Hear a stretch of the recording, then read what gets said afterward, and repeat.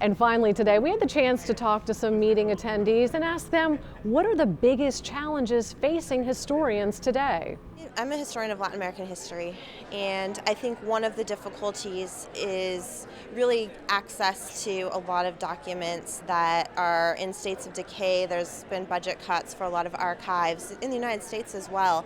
And so I think one of our big challenges is really figuring out ways to try to help preserve these documents both for our own use but also for the general public, future generations. In a world where the emphasis is on different types of knowledge, the historical knowledge, it seems to fall by the wayside. And when that happens, it makes it very hard for historians to re-energize people, to get them committed. And the study of history is absolutely critical to any understanding of civil society and becoming a citizen. And we can't have good citizens without an understanding of history. I think the biggest challenge is also an opportunity, and it's a question of the relationship between disciplinary history and other ways of knowing the past, including nostalgia, memory, heritage, and tradition.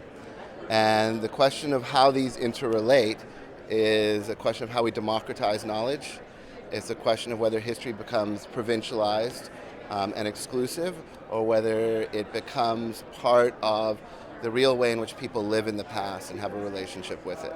In terms of methodologies, right, I mean, the nature of information is changing so fast and so drastically, right, that we are both challenged and sort of thrilled with what we're finding, right? Like when you go to an archive and everything has been digitized and you can search it via OCR, it's like, oh, this is great, but also like presents a whole new set of problems in terms of like thinking about how to process information and like what you're looking for and what you are not finding because you're looking for certain things, especially in, say, a digitized collection.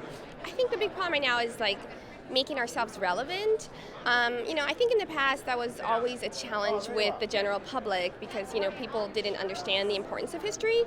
But I think more and more I find that even within the university itself, a lot of universities don't find the humanities or, non-quantifiable studies really relevant. So I find a lot of angst, like where I'm at, about how many articles are we publishing versus the scientific field, and why is what's concrete about our work that's really contributing to society? I think the biggest challenge today now is how to bridge the gap between the popular perception about what professional historians are doing with the real work that we are doing.